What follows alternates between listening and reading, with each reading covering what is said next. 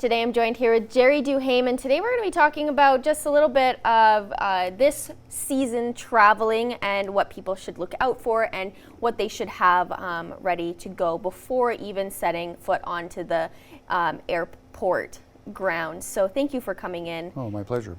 It's always fun to talk about travel. What they need to make sure they have before they travel is proper documentation. Most places nowadays you cannot travel without a passport.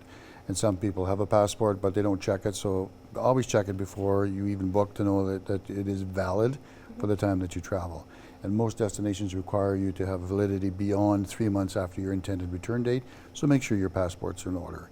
The next thing to make sure of is there any other additional requirements? Some destinations, including New Zealand and Australia, require a visa. In other words, you have to ask permission to enter the country. So you need that before you can enter the country.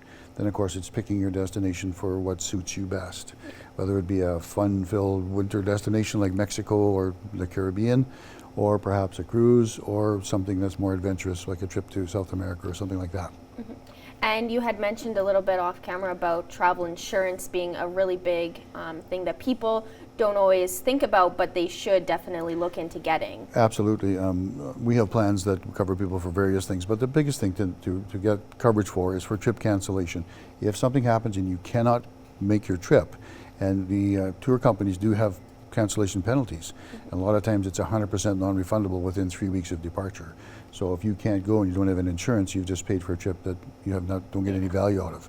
So trip cancellation insurance is prior to departure. What's important right now, we look at what's happening in Bahamas, is called trip interruption, which means if I have to curtail my trip sooner because of a personal reason or because of an act of God, as they call them, then the airline will likely take you home if it's an act of God or something like that. But if it's a personal reason, you will have to buy a one-way ticket home, plus you lose the accommodation that you've prepaid for those last nights you didn't get to use. So trip interruption covers those costs. It would reimburse you for those things that you didn't get to enjoy. That's important. And one of the most important things is health and medical insurance, making sure you have adequate health and medical insurance. We've had some group tours where we've had people who have fallen and injured themselves and had to be medevaced out. Very expensive to do that. You want to make sure you have good coverage for that.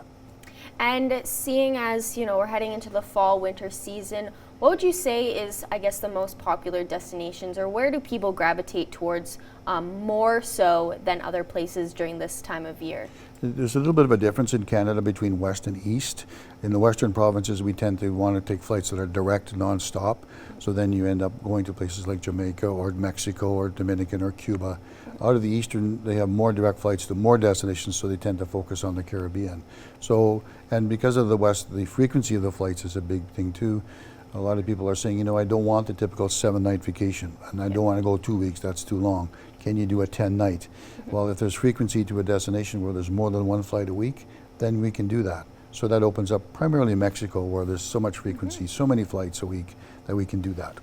And seeing as, hurricane season is has rampaged through the Bahamas and is making its way up to the United States and even Canada, what should people look out for when deciding to travel to those kinds of places, whether it be Mexico or, like you said, the Caribbean?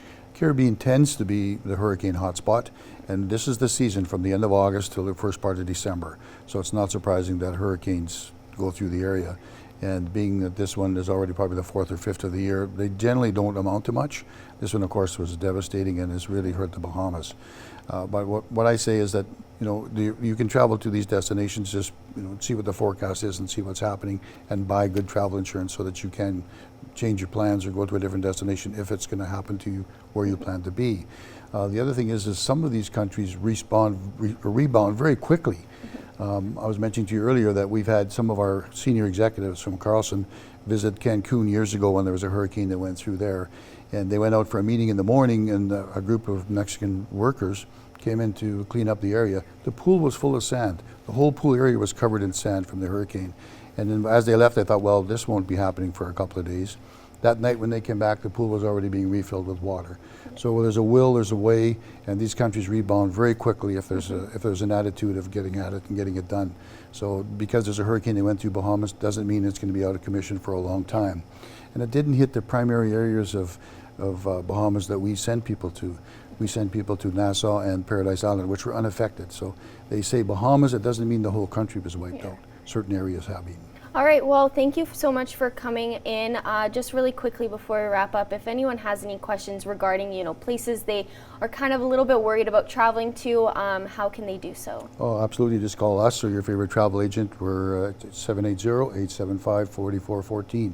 We've been in business for over 45 years and have a lot of staff have been to the destinations, so we're more than happy to help you with any questions. All right, well, perfect. Thank you so much Thanks for for coming allowing in. us to come in.